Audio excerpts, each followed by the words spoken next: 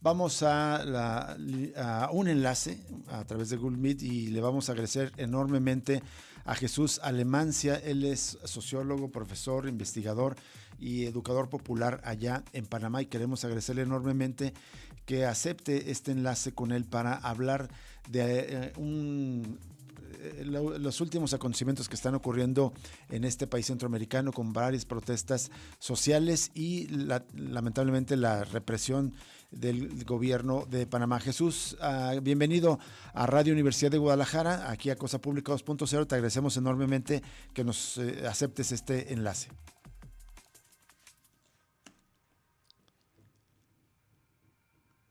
Sí, Jesús, ya estamos al aire, ¿me escuchas? Aló, sí, Sí, sí, perfecto. Te agradecemos enormemente que aceptes conversar con nosotros para el auditorio de Radio Universidad de Guadalajara. Para poner en contexto a la audiencia de esta estación pública, ¿puedes hacer un resumen de cuáles han sido las principales movilizaciones que han ocurrido recientemente en el último par de meses o poco más en Panamá, y la respuesta del gobierno de ese país? sí, miren, la huelga inició en abril, el 23, el magisterio proclamó una huelga indefinida y el 28 del mismo mes, el Sindicato de Trabajadores de la Construcción y el Sindicato Bananero también proclamaron la huelga nacional indefinida. Ujú. Digamos que esos fueron los primeros días en que se iniciaban las movilizaciones.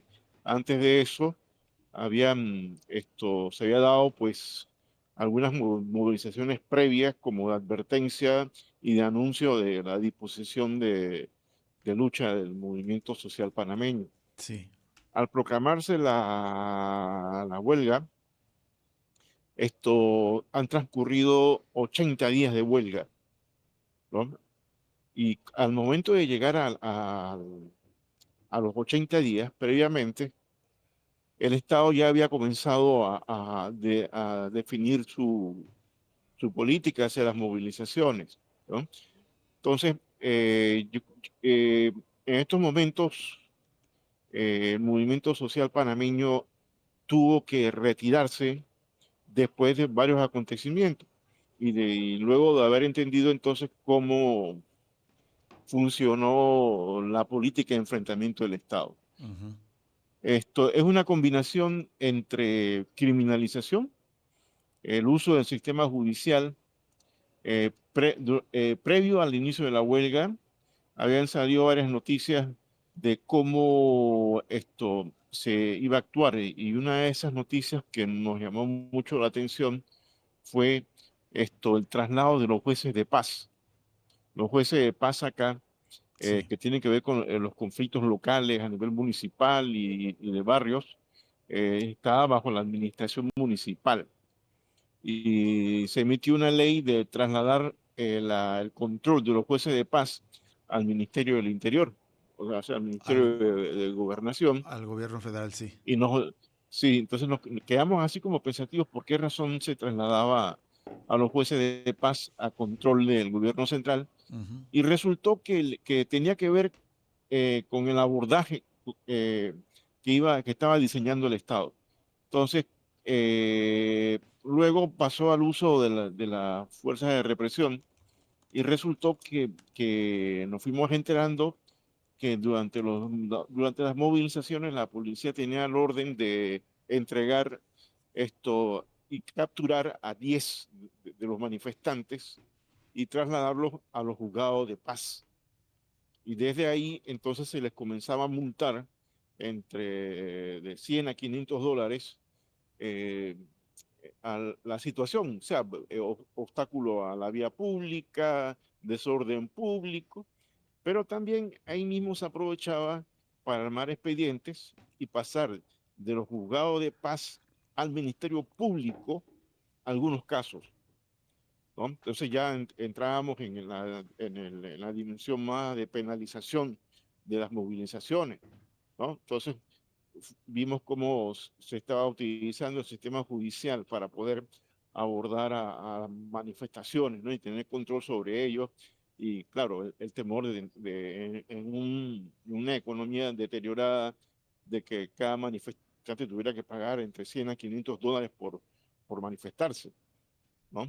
Eso forma parte del diseño represivo del Estado. Luego vino todo un diseño diferenciado entre las zonas urbanas y rurales, en donde digamos que se armó una especie de contrainsurgencia social, ¿no? La policía comenzó a tener control en las calles de las ciudades y a reprimir, pero en el campo fue donde ellos ejecutaron su diseño de contrainsurgencia social. La policía, sobre todo en la Panamericana, en los territorios indígenas, la policía, las unidades de control de multitudes de la policía eran los que limpiaban los cierres, ¿no? Luego la policía de fronteras entraba a las comunidades y reprimía, arrestaba sin ningún tipo de parámetro legal. Entraban a las casas, se llevaban estos abuelos, se llevaban mujeres, niños, todos iban presos, ¿no? Se gaseaba a las comunidades en esta etapa, digamos, en la entrada a la entrada de las comunidades cercanas a las Panamericanas. Y luego, cuando los que realizaban los cierres ingresaban más adentro, hacia las montañas, hacia la cordillera, entonces comenzaba a entrar el SENAN, el Servicio Nacional Aeronaval, que es una especie de cuerpo de marina, una policía militarizada, que tiene acceso a helicópteros.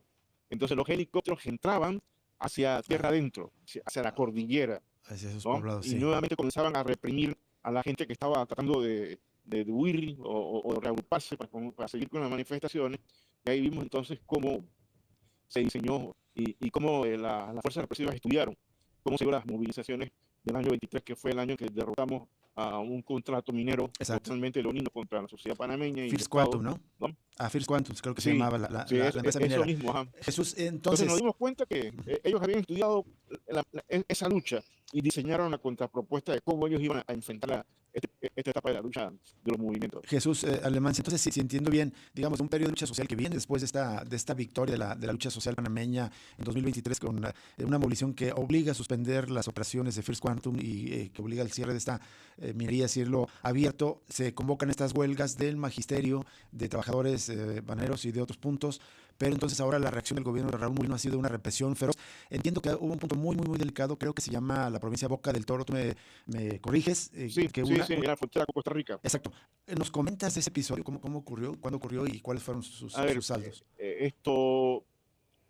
Lo que sucede es que cuando digo que se estudiaron la manera como se habían dado las movilizaciones en la lucha del 23, y a partir de ahí ellos diseñaron la manera en que las fuerzas de seguridad iban a hacer la contrainsurgencia social, esto tiene que ver también con algo que ellos estaban muy claros.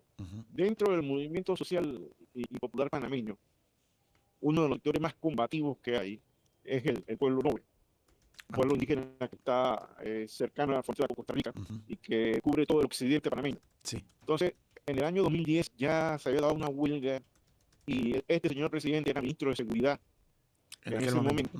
Hace 15 Y el años. saldo fue ciegos, heridos, ¿no? Entonces, él y la fuerza de seguridad están totalmente conscientes de que esa región, ¿no? Era una región que se enfrentaba abiertamente a las fuerzas de seguridad, ¿no? Entonces, en un momento dado, cuando se proclamó la huelga en la provincia, los compañeros ahí tenían control total de la provincia. Entonces, él dio como una oportunidad de que, bueno, miren, yo no quiero forzar nada, por favor, hablemos, negociemos. Parte de esa dirigencia negoció una ley especial para ellos. Y resulta que entonces cuando ellos vieron, el Estado vio que la voluntad de lucha estaba muy definida ahí, entonces levantaron la Operación Omega, ¿no? Y la Operación Omega era una articulación de la Policía Nacional, del Servicio Nacional de Fronteras y el Servicio Aeronaval, ¿no? Eso fue lo que realizaron la operación. Y el día que se había dado la orden de que se ejecutara la Operación Omega, cortaron las líneas de comunicación, cortaron el internet, el satelital de Starlink, de Elon Musk, también lo cortaron, todo, la provincia quedó aislada. Todo esto lo formaba parte un nivel de represión que hasta ahora, hasta la fecha, siguen saliendo todas las capturas de fotos y de videos en donde sencillamente fue una operación de represión sin límite, ¿Cuál es el saldo, ¿no? Hay, Jesús? hay desaparecidos Sí, que todavía no logran aparecer, han habido muertos, creo que oficialmente ellos reconocen uno, ¿no? Dicen que los otros, gente que, bueno, ellos no lo admiten, toda una serie de situaciones en donde el saldo desde el Estado también y desde la chiquita Brands, la compañía bananera, bananera. eh, uno de los resultados de esto fue que el Estado, a través del Ministerio de Trabajo, y cuando la empresa decidió que iba a votar a los 5.000 trabajadores, pues avaló eso y lógicamente que había todo un proyecto. Este año comenzaba la convención colectiva de los bananeros, ¿no? Y ahora la empresa dice que no va a admitir a ninguno de los que participaron en la huelga, Terrible. ¿no? Eso quiere decir que no va a haber convención colectiva. Esto, no sabemos todavía cómo, si el sindicato va a seguir funcionando o no. En el día de ayer, eh, el Ministerio de Trabajo emitió una solicitud para la eliminación del sindicato de los trabajadores de la construcción. Prácticamente están descabezando legalmente el sindicato, que también es fue uno de los sindicatos más combativos, ¿no? En estas movilizaciones. Y prácticamente hay todo un proceso administrativo de descabezar el movimiento social, Así es. ¿no? Jesús, Ahora, te quiero pedir un favor. Tenemos por obligación que hacer un corte para identificar la estación. Si nos permites un minuto sí, sí, sí, y volvemos con esta conversación contigo para terminar el programa. Vamos a la pausa y listo. seguimos con Jesús Alemancia hasta Panamá, profesor y educador popular en aquel país.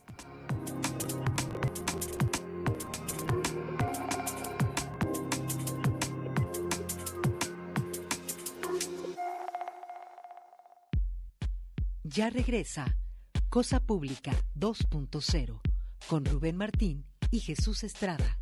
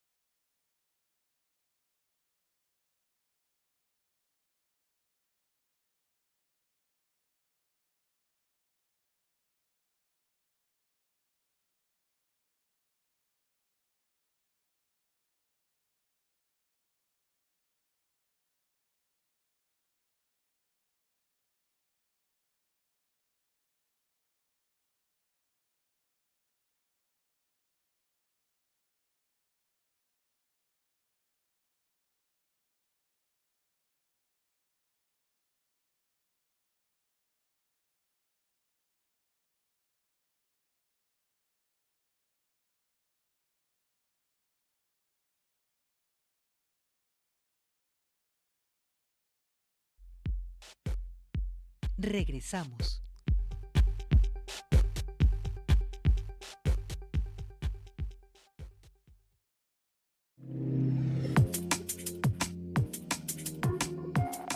Seguimos en Cosa Pública 2.0. Vamos de nuevo a este enlace hasta Panamá con Jesús Alemancia, a quien le agradecemos enormemente. Es profesor, sociólogo, profesor, investigador y educador popular allá en aquel país, que nos está poniendo en contexto de las fuertes movilizaciones que se están llevando a cabo en este país a partir de huelga de docentes y trabajadores agrícolas y de otros sectores allá en Panamá. Jesús Alemancia, ¿esta huelga sigue en estos sectores o por esta represión se tuvieron que levantar esta huelga? En estos momentos todo está levantado, Uh-huh. ¿no? Estamos en una nueva fase en donde la élite política se ufana de que nos derrotaron, de que ellos tienen control de todo esto, ¿no?